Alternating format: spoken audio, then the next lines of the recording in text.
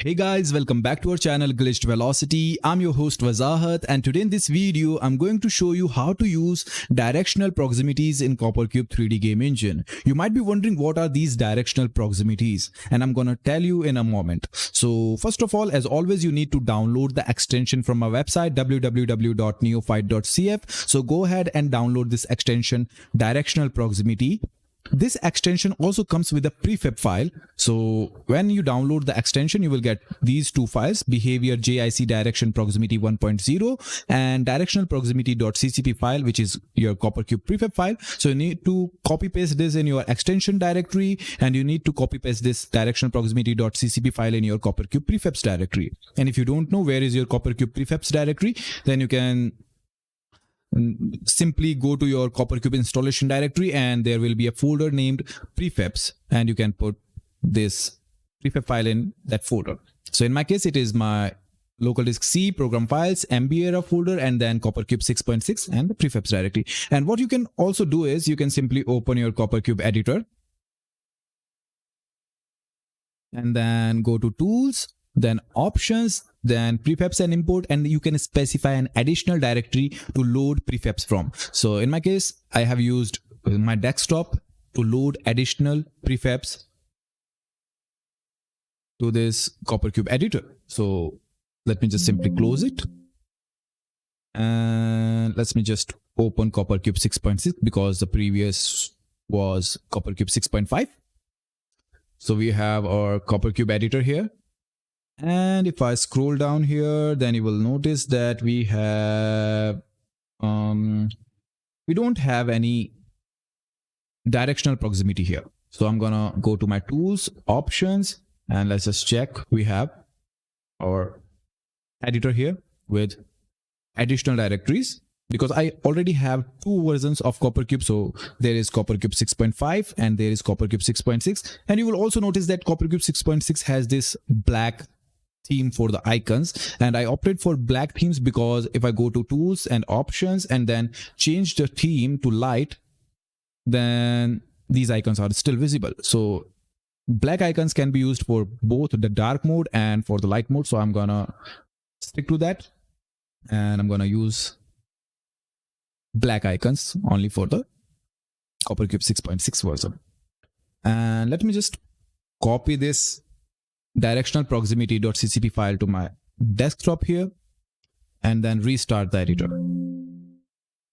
So there is also this demo file I have created for one of my CopperCube 2D controllers pack, which you can purchase from 𝙎𝙪𝙧𝙘𝙝. So let me just show you. We have CopperCube 2D controllers collection on 𝙎𝙪𝙧𝙘𝙝, which you can purchase for $30, which will give you some nice 2D controllers. For example, 2D RPG controller, 2D platformer controller, 2D point and click RTS controller, and 2D top-down shooter, which is the extensive one. You will also get these animation scripts, which will help you in creating 2D animations really easily. I'm gonna create these animation scripts as a separate pack as well, so you can purchase it for a lower amount. And now let's just get back to the topic. So we have a stomper.ccp file, which I'm gonna open right now. And as you can see, I have this demo scene created here. I'm gonna simply switch to the left view. And if I scroll down here now, you will see directional proximity. And I'm gonna double click on it so that it will enter in our scene. So you can see that we have this bounding box here for this directional proximity.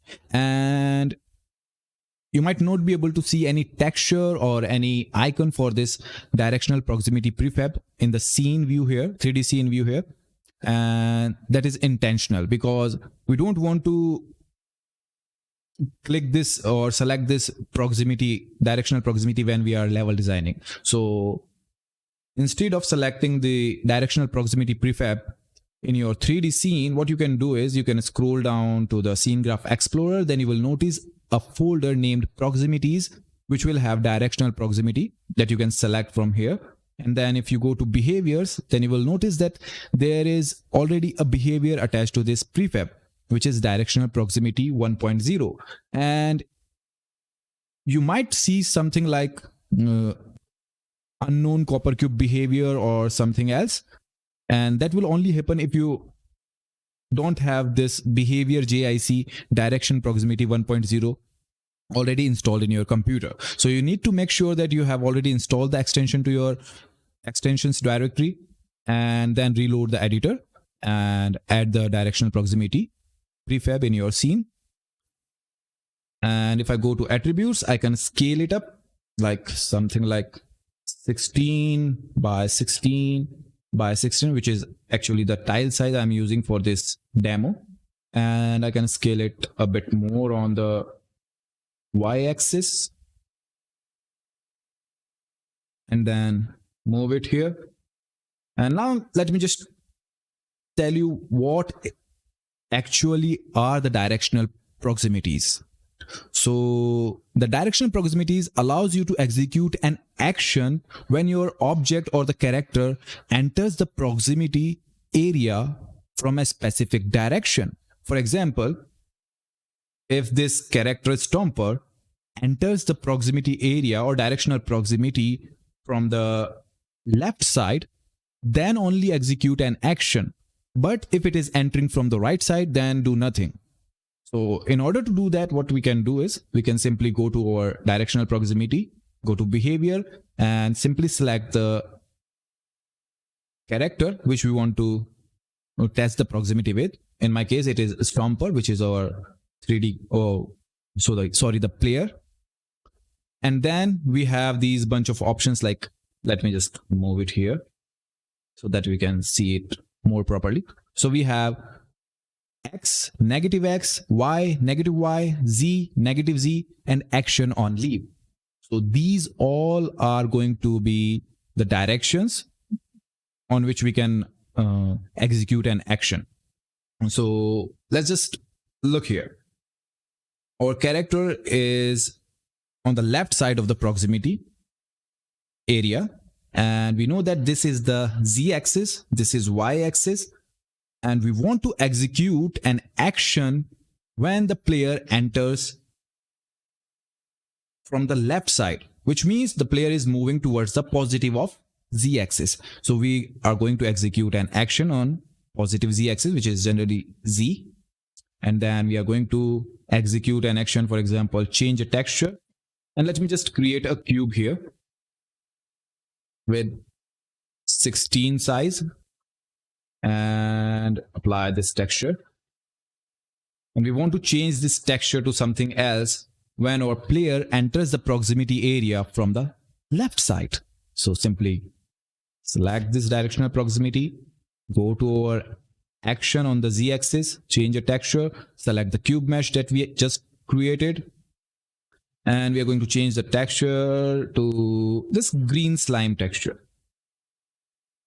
And now if I execute the application by pressing Ctrl F10, then you will notice that we have our cube mesh with the original texture applied, and we have our player, and we know that we have our proximity area somewhere like this, somewhere here.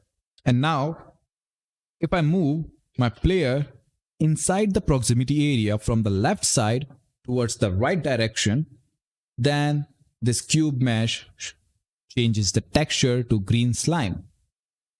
But you might be wondering, this will also happen when moving from the right side as well. Let's just check it as well. And let me just move my character here a bit, and the directional proximity here so that we can test it. So now if I test the application by executing it with Ctrl plus F10, and now you can see we have our cube mesh with the original texture. And if I move from the right side, it should not change. But when I move from the left side in the proximity area, it should change to the green slime texture. So if I move, it didn't change. And if I move here, then the cube mesh just changed from the original texture to the green slime area. And it is not going to change again because we don't have any other additional action executing. So what we can do is we can also execute an action on leaving the proximity area. So we have action on leave. Suppose we want to change the texture back to the original texture when we leave the proximity area. So select the cube mesh, and then we want to change the texture to original texture, which is this one. And now if I execute the application, moving from the right side, nothing happens. Moving from the left side, entering the proximity area. We are in the proximity area right now. So there we have our proximity area somewhere here. And if I move out of the proximity area, then it changes back to the original texture. And it doesn't matter in which direction you move out. So enter the area. And if I'm moving towards the left, it changes back to the original texture. Enter the proximity area. And if I'm moving towards the right, it changes back to the original texture. So it doesn't matter in which direction you are moving out. So if you leave the proximity area, it will be going to execute the action. And if you are entering the proximity area from a specific direction, it is going to execute that particular action on that direction. So, but there is a problem here.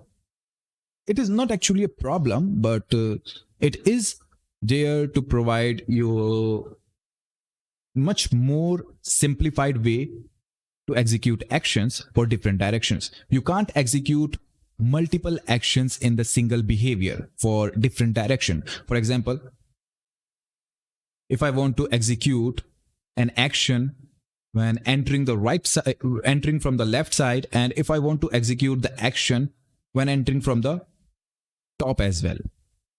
For example, I'm gonna use -y because we are going down. So we're gonna change the texture of the cube mesh when we are entering the proximity area from the top. And this time we are going to change it into a green leaf or plant texture. So if I press Ctrl F10, wait. So it changes, but this is what happens. So, even when entering from the top, it isn't doing this correctly. So it is changing, but in the halfway. So you know that we are in the proximity area right now. So we are in the proximity area, but when we are jumping, it happens like this. It works, but we noted that we are still in the proximity area. But it's not working. Let me just simply move this cube a bit up here as well.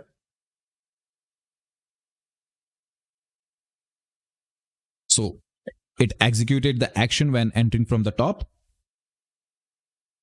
It executed the action when entering from the left as well. But this is not executing the action.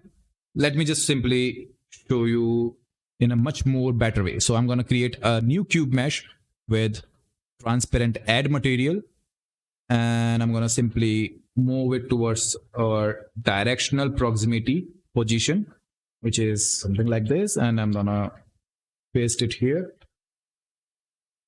And I'm going to scale it according to our directional proximity. And then simply scale it. Whoa, it's weird. So we need to make sure that we are creating a cube mesh with 1. So you can scale it now and then move it towards the directional proximity so that it won't be that big. So this is our directional proximity. If you want, you can apply the behavior directly to this cube mesh as well, but it will add some extra geometry in your scene. So it is better to use the directional proximity prefab without any geometry. So now we can see the proximity area more clearly, but we already have collision enabled for this cube mesh. So we first need to disable this. And nothing happened. It changed changed perfectly. But now it is not changing the texture. So you know that we are inside the proximity area, but when falling down from the top, it is not changing the texture to the leaf or the plant. But when we are half into the right, or we are here in this particular area, then it will be going to change the texture. Let me just show you. So it changed because our object is in this particular area, in the half of this proximity area towards the right. But it won't change when you are, for example,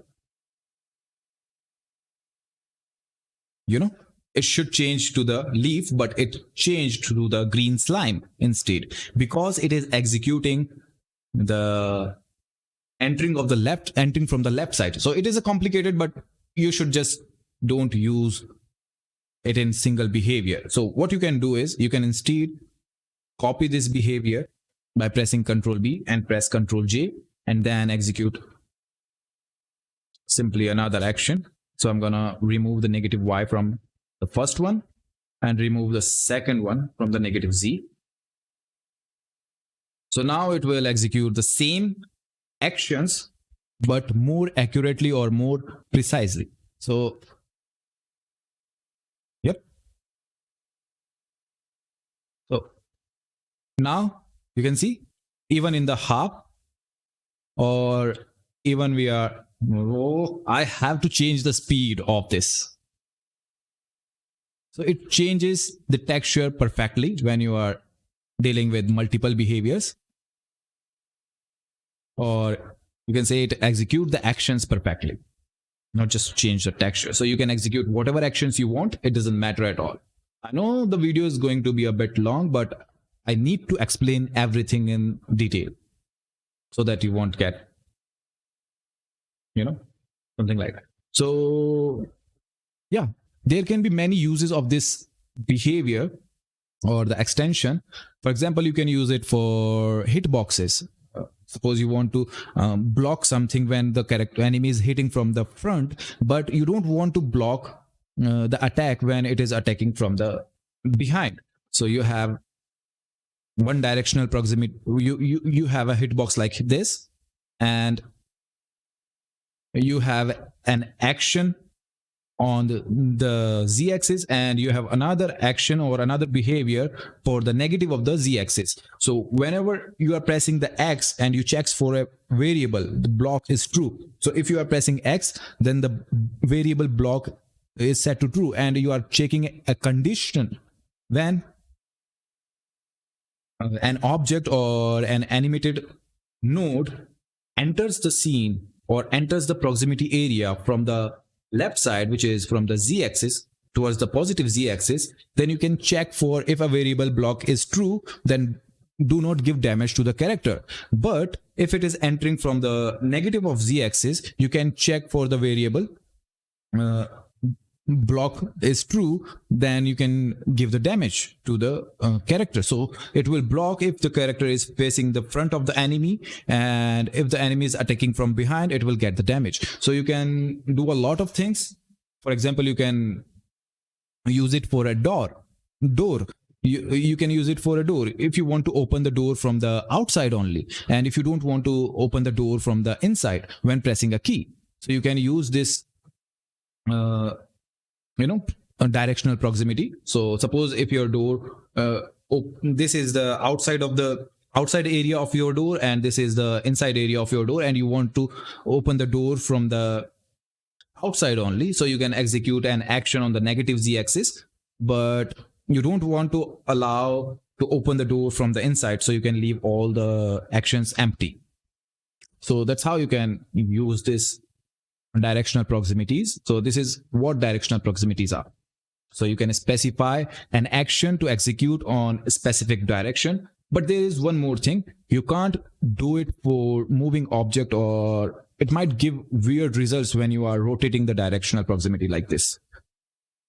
So it might not give you the proper result. So it is better to use directional proximities for static objects.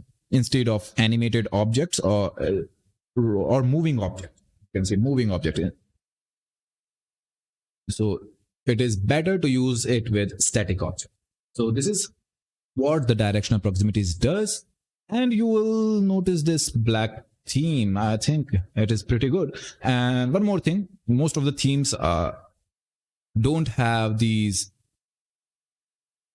terrain textures or terrain icons like this one.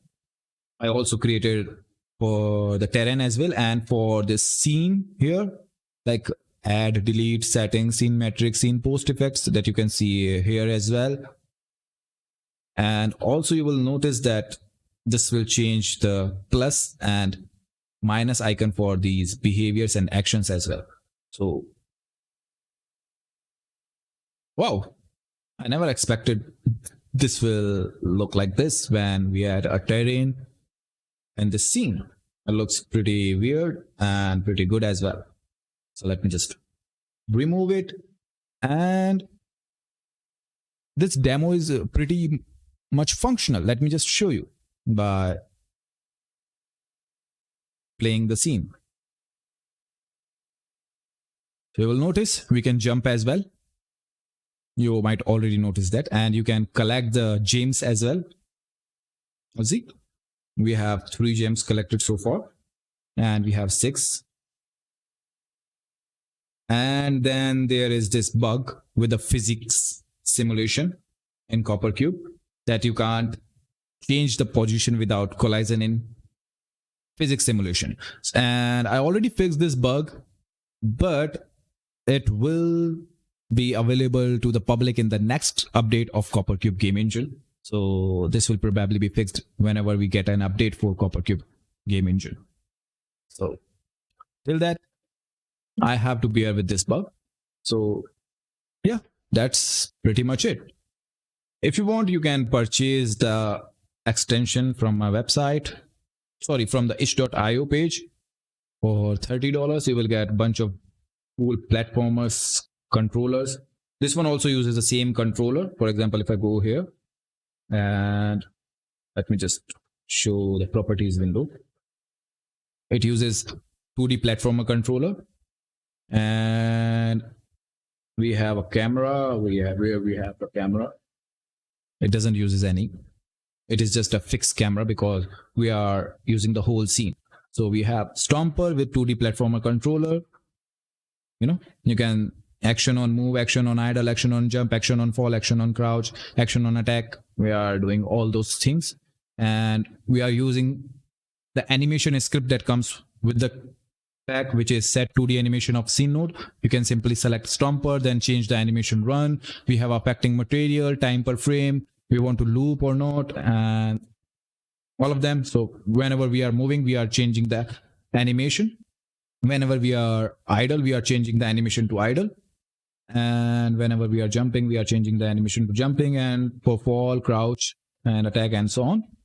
And we have collide when moved behavior attached. Then we have the set 2D animation, which is again the part of the animation scripts. It initiates, or it starts the animation, default animation for this character, which is the idle one. You can change it to something else. You can select the animations like roll. So whenever it will start with the roll animation.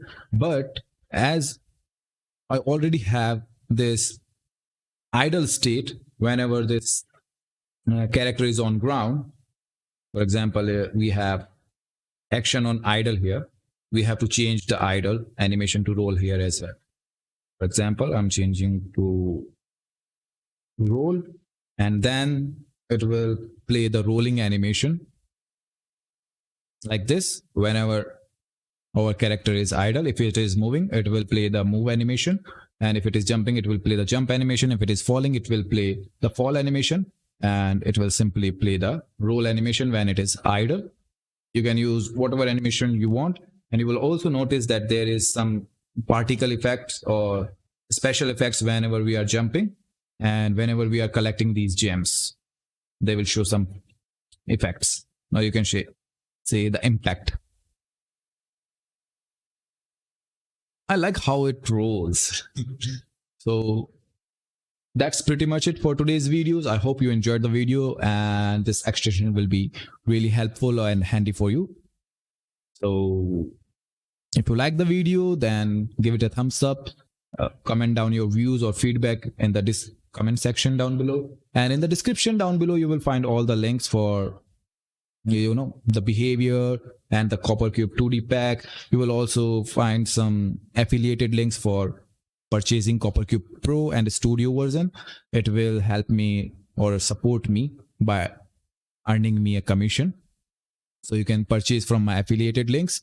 You can also use my code that will give you additional 10% off. The code is GLITCHEDVELO. You can use it while purchasing your CopperCube edition from the affiliated links, or you can, if you are not willing to use affiliated links, you can still use a 10% code. So use GLITCHEDVELO to get additional 10% off on your purchase. So that's all for today's video. We'll meet you in the next video. Till then, have a nice day. Bye bye. Hasta la vista. Peace out.